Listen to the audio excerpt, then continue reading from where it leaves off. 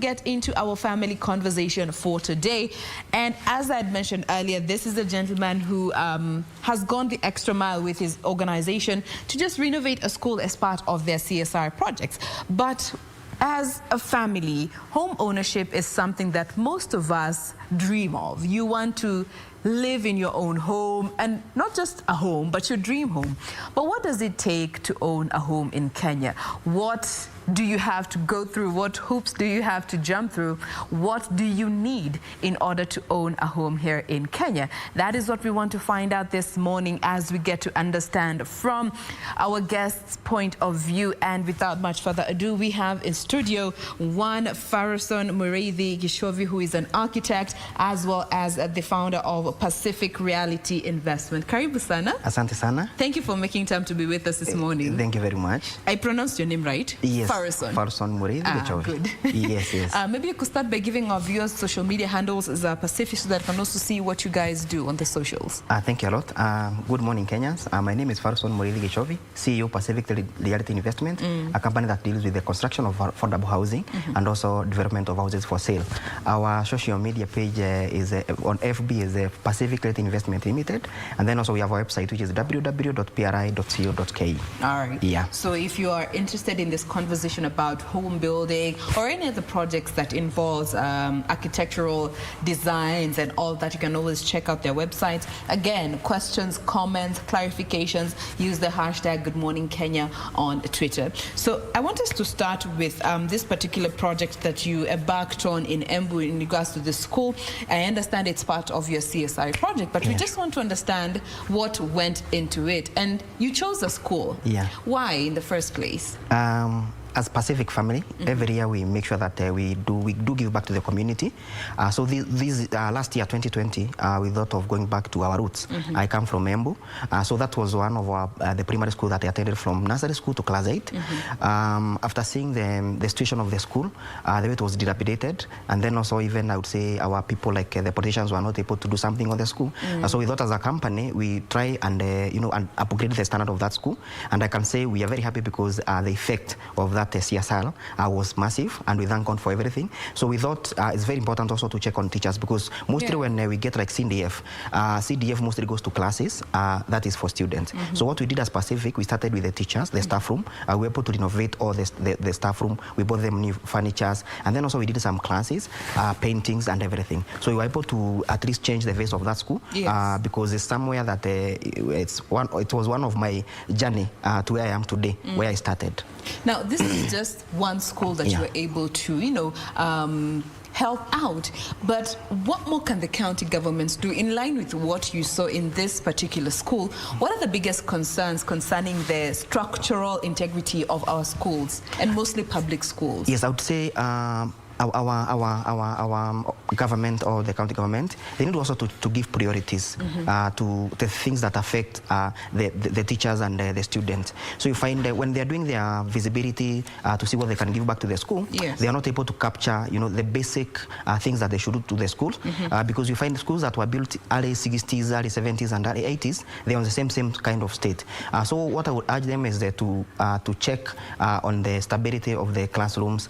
You see the infrastructure to get into those schools, and also at least do like painting, at least to brighten the whole area, because you find schools, most of the primary schools I would say are very dull. You walk into a primary school maybe where you schooled, you'll be shocked. The same state you left like 20 years ago, 15 years ago, the same state. So they need also to prioritize and you see give things that can be even to brighten the student in the same institutions. Absolutely. Basic things like those are things that excite children wanting to go to school. All right, now let's get into this conversation about home ownership.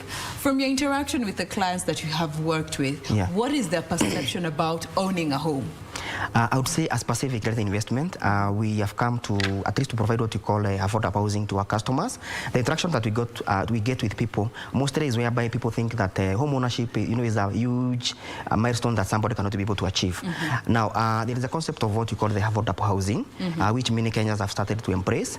And then today, I think we shall discuss more on the processes, and you see pros and cons of buying a house and building your own house. So what I would say, the only thing that lacks there outside in let's say generally in Kenya, is the information. People don't have information about construction. Okay. So most of the people are not able to achieve their dreams due to lack of information. Another thing is when somebody wants to build a house, the only thing that they do, they consult their immediate family members. So you see, that is true. That yes, I have witnessed. Yes. So instead of going to the professionals, like when you get sick, you go to hospital, get prescription, they take tests and everything. So now we have a way of doing things in Kenya. You want to build something, you talk to, to your family members, your close circle of guys. Sometimes they can either advise you or misadvise you on the same. Okay. So I would say home ownership journey can be achieved well and affordably when you follow the right procedure and use the right professionals for the same. Okay, this lack of information, is it a cultural thing that it's engraved in us, or there aren't enough resources to get this information that we need before we embark on this journey of owning a home? I would say currently we are seeing a shift on the same, but then again it's like a cultural thing. Yeah. We don't want to venture into home ownership professionally. We just want to do it in our own way. Because I would say, like in my company, what I've seen, women are able to give their work to contractors, and also they're able to use the professionals. As men, yes, as opposed to men.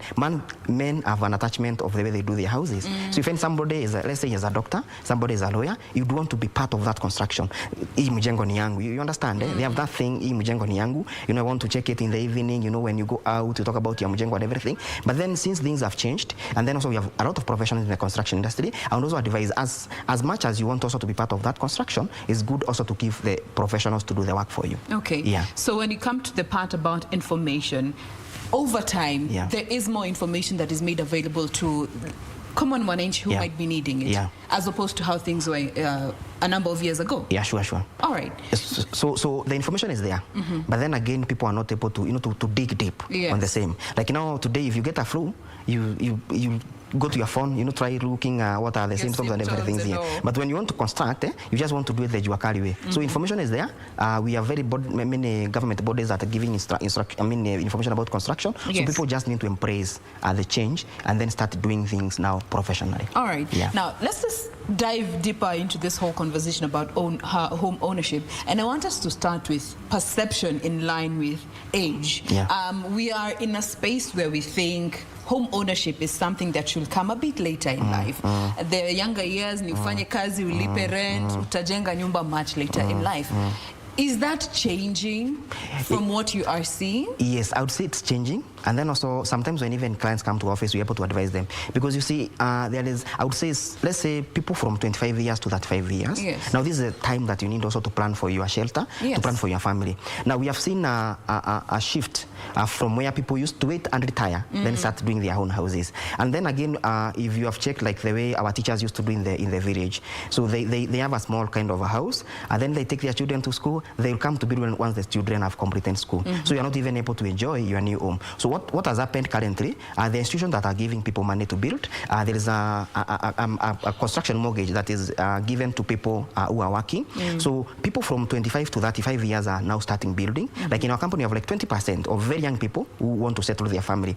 Because you see, a home or a shelter is one of the primary requirements for anybody. So, and then also with the thing of Corona, when Corona came, it also taught people that you need your own space. You need your own space because when... A secure space. Yes, a secure space where you want to raise your children. And even, you see, there are some things that people were not, thinking them broadly, because when the lockdown came, now you find you're in an apartment, you have very many people, your children cannot go to play outside and everything. So, and then also there is like, when you have your own home, you can do like a garden, behind your house and everything. So I would say age group doesn't matter on construction, and I also advise people it is better to build when you're young rather than to build when you're old, because also you'll also not enjoy the kind of house you want to do.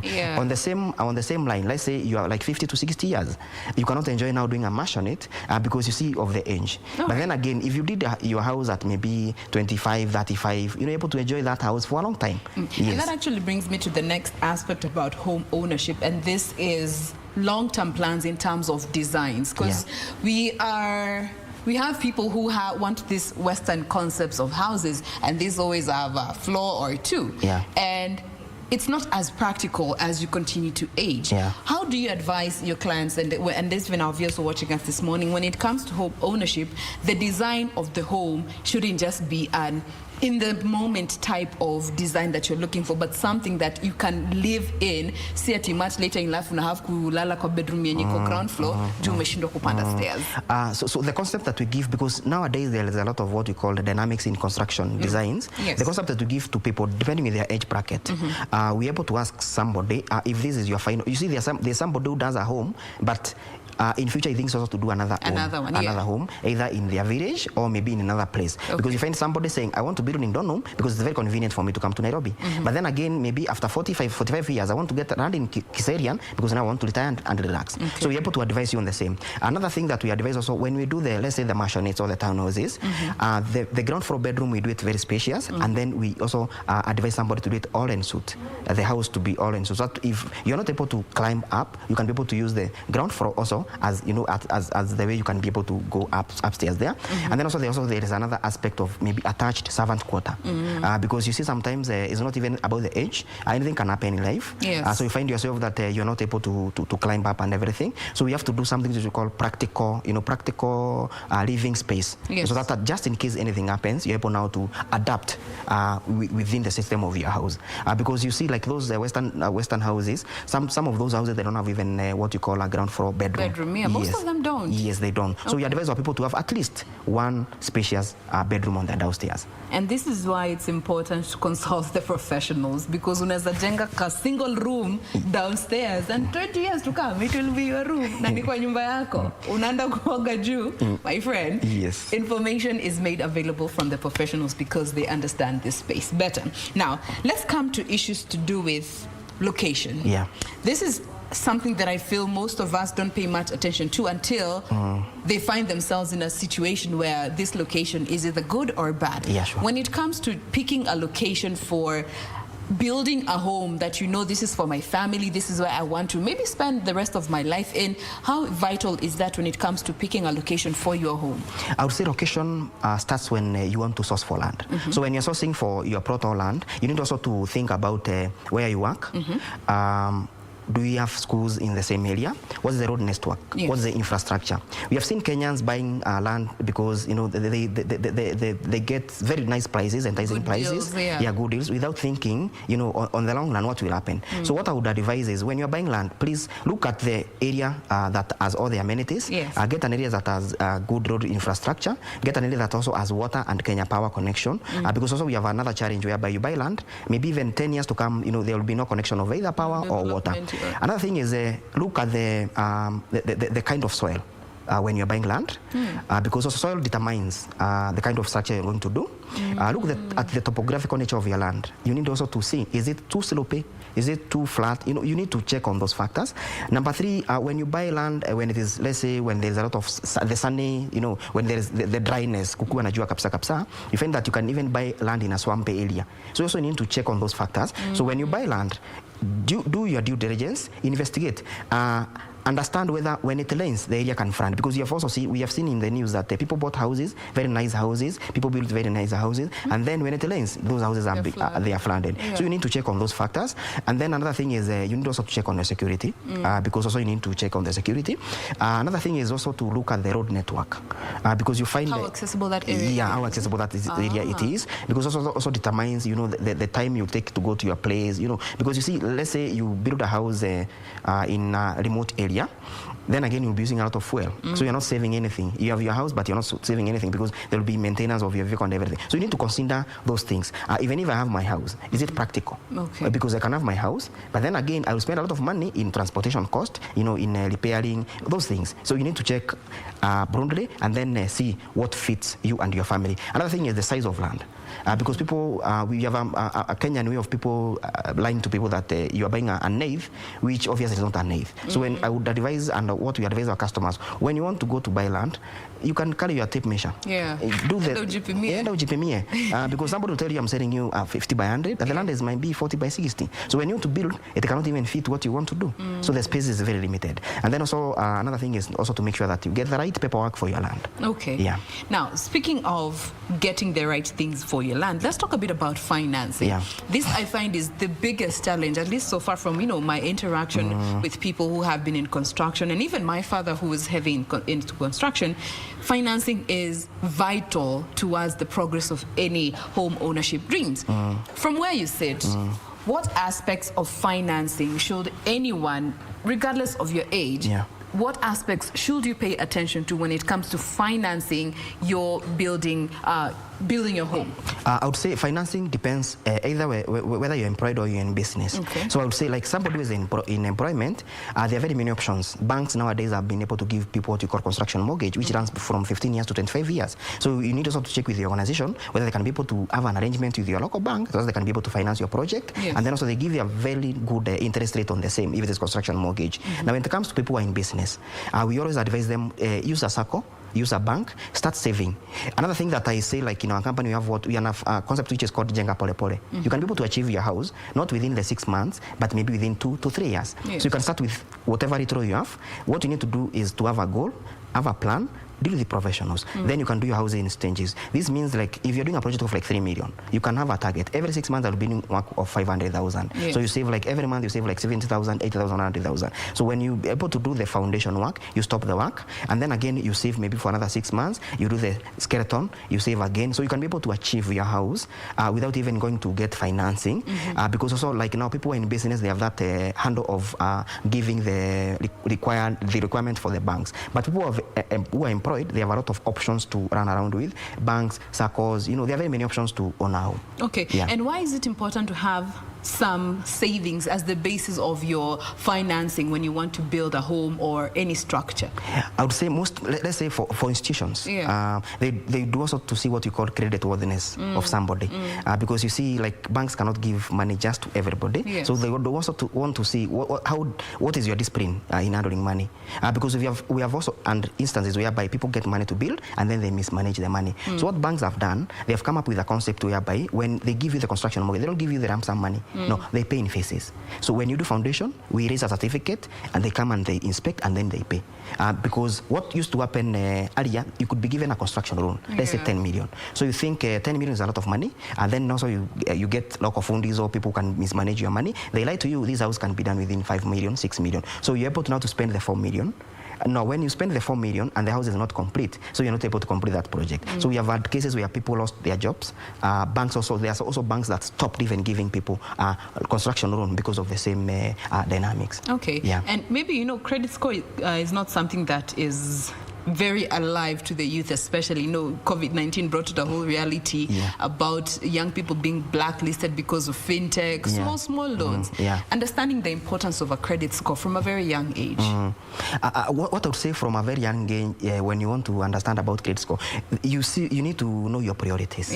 Because even those people that are listed in those credit bureaus, you find that you get a loan either to go and booze or maybe to go and entertain your friends. So what banks want to see is what we call how disciplined are you in the finances area? Because as I've told you, I've built for a house for a guy who was even in university. He was able to do side houses, and we did a house for him in Zimmerman. Very young man. He was only 26 years. He was able to, he was able to work around. And then when he raised a deposit of 50%, the bank was able to give him the other 50% to finish the house. So it also depends with the priorities of the person, and then also your focus. Yes. All right.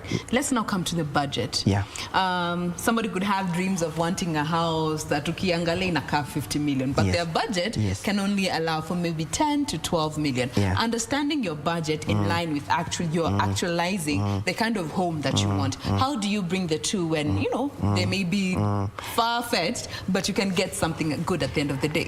One is, as I said earlier, is to use the professional team to understand your concept. So like now when you walk into our office, people come with a lot of expectation, as you said. They can pick something from the YouTube, they can pick something from the internet, and then they say, this is what I want, this is my dream house. Now we can be able to customize that dream house to your budget. But then again, also you need to understand, like if you take a photo of a house, you don't know the actual measurement for that house, because that's another area people go wrong. Now, going back to that again, I also want to advise, when you want to build, the first process is to understand your concept. The other process is to know your budget. Now, once you know your budget, you need now to meet the professionals. The most important people you need to meet is an architect, an engineer, and a structural engineer, and a QS.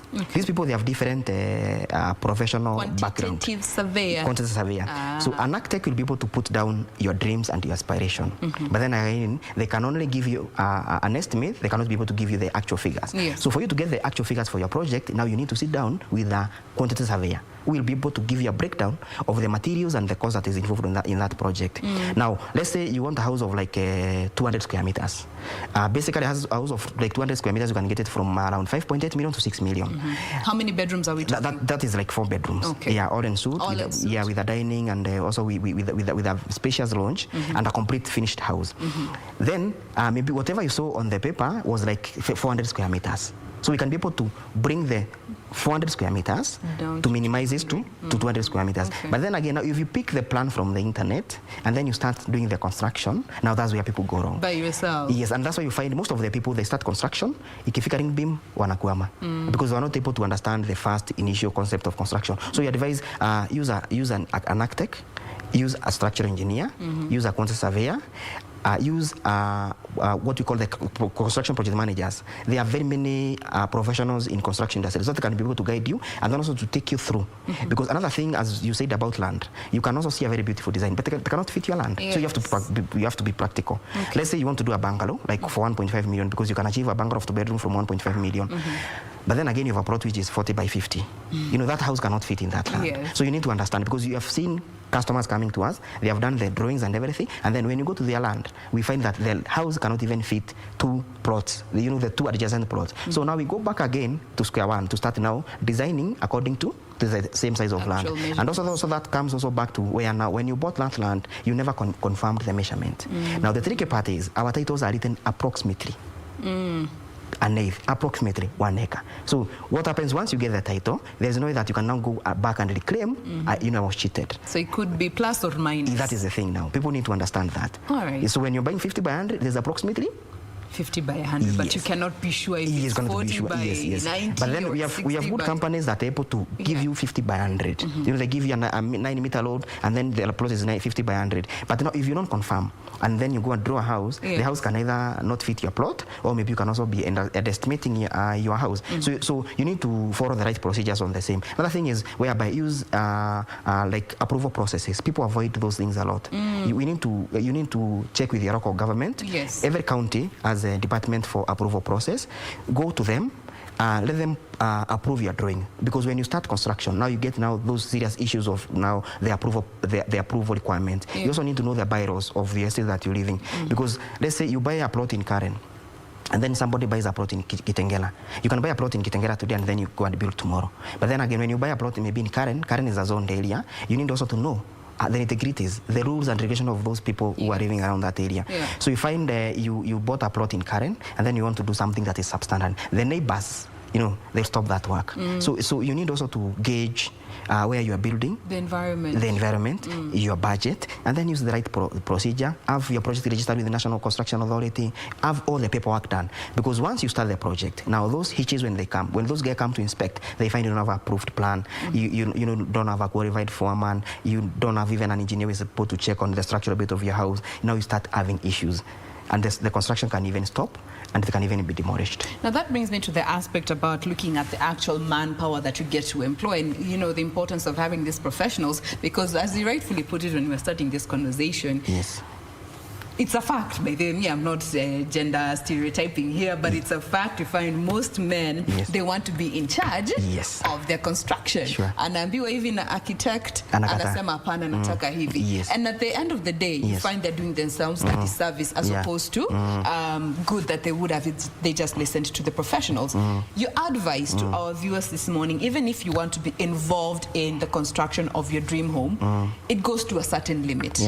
Maybe what would you like to tell them this morning? When you wanasumbuana sana na the architect, the surveyors, anataka mambo yende venye anataka, not according to the facts. What I would advise our viewers today, if you want to do construction, actually it's very important. Like now in our company, what we tell people, be part of that construction, so that at least you can be able to view what is happening and also to give your ideas and the concept. But then again, you also need to give the professional a chance to prove, a chance to at least actualize your dream.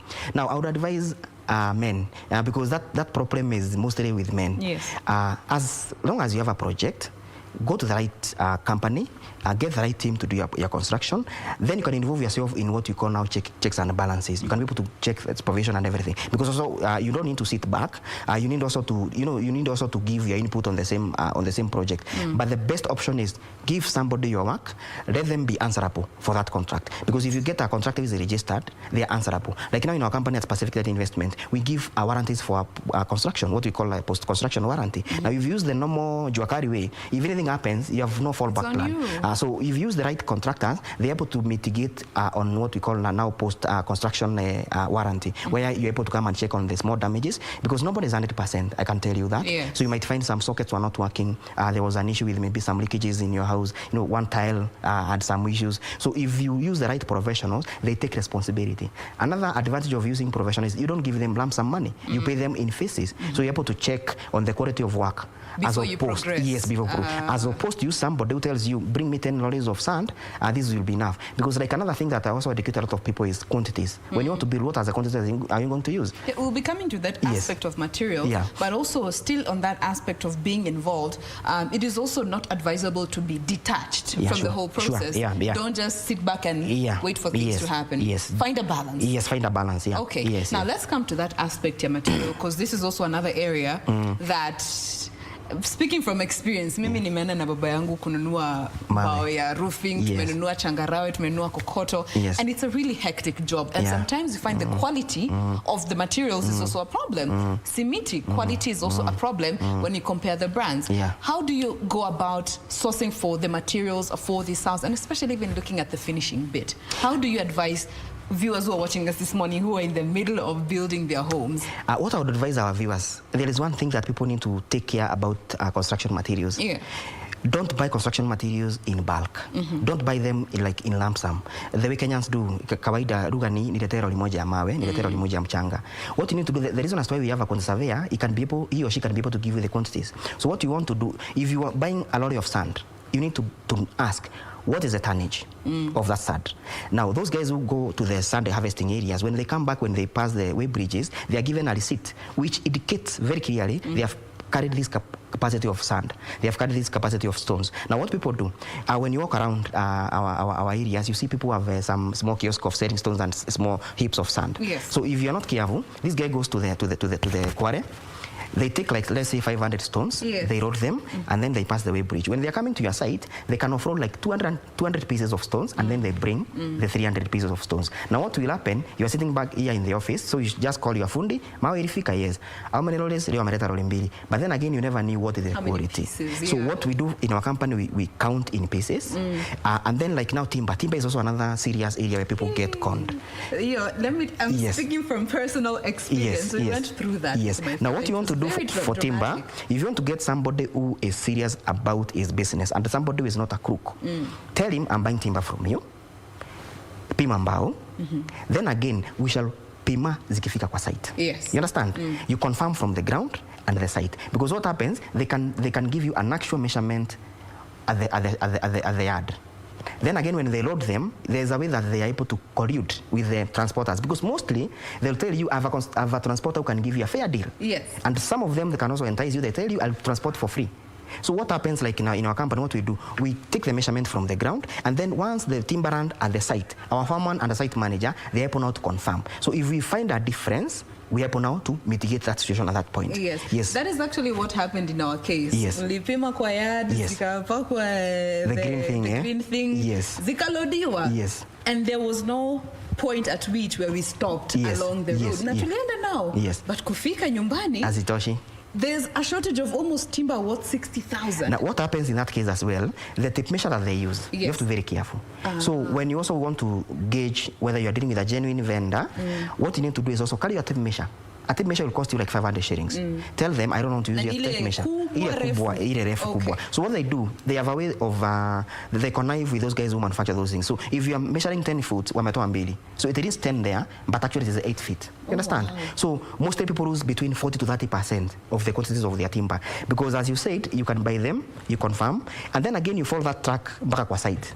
tulifuata nyuma yao. Yes, but then once you lease at the site, now the fundi comes and tells you, we were asking for 3,000 feet, but what we can see here, it is 2,000. So what you need to do is also to check on the tape measure. The tape measure also determines, whether you're being conned or you're not conned. So when you want to buy timber, our viewers, please insist also on making sure that you have your tape measure. Yeah. All right, now I'm informed we're almost out of time, but I quickly want us to talk about this whole conversation about buying home versus building a home. We find there's people who want Mimi, ready-made, ninunue, tumalizane now, but there are those who are intent on building a home. What are the pros and cons of each? Let's start with buying.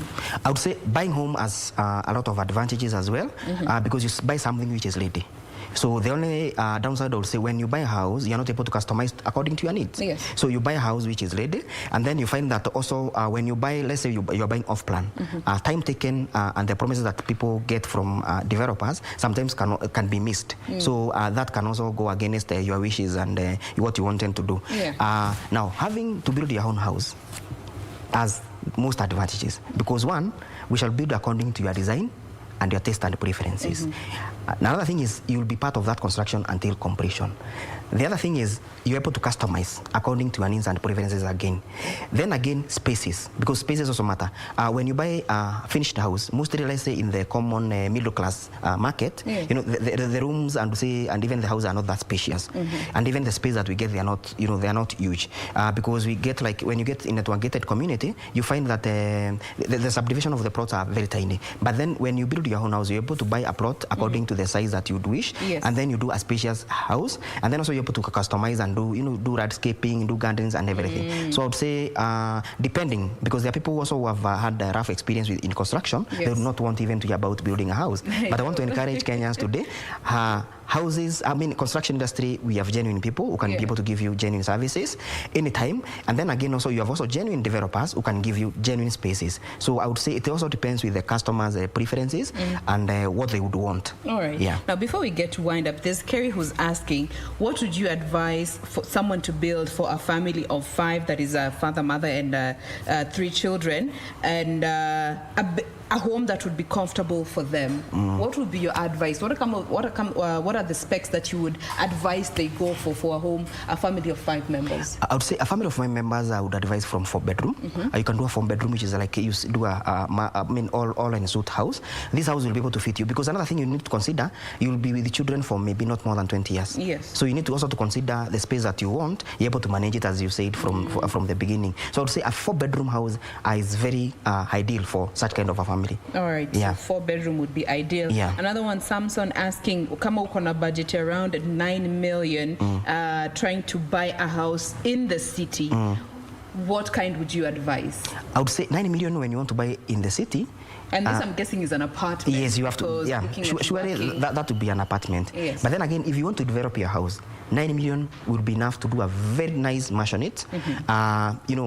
Because when you buy near town, you see the cost difference versus where maybe when you build the outskirts of Nairobi is very huge. So if you want to buy, you can get an apartment, maybe 2-bedroom, 3-bedroom. You can get apartment within near what we call the metropolis. But then again, also when you want to build, you can also get a very good maisonette. From 5-bedroom, you can get with 9 million. So that's a good money. Okay, if you choose to buy, it's up to you. Yeah, sure. But then again, you can always look at the alternatives that are available for you, looking at your lifestyle, your employment, children, if they are involved. Those are things you need to be look out for. And finally, Kanzela asking, when it comes to SQs, would you advise detached or attached?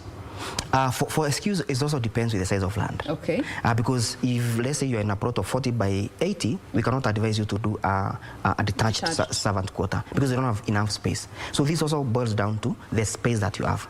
For quarter of an acre, you can do a detached servant quarter. But then again, if you have a small plot, the normal Kenyan plots of 50 by 100, you want an eighth, we advise you to do attached, so that at least you can be able to have space for parking and space. Okay. Yeah. And there's one here, Netwaji Kangede anasema, just advice to those who are watching this morning, normalize building slowly. Again, what you had mentioned, just building in phases. Yeah, sure.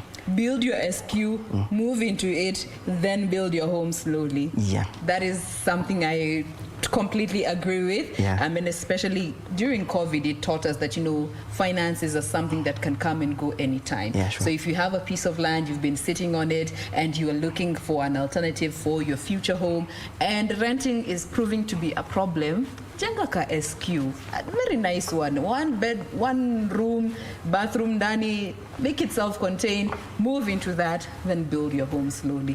Trust me, you will save a coin or two, and at the end of the day, you will get the kind of home that you want because you build it with ease. Hautakuwa na pressure ya ati lazima nijenge haraka, you compromise on quality and all. And at the end of the day, you'll be happy with your decision. 2 years down the line, you have a beautiful home.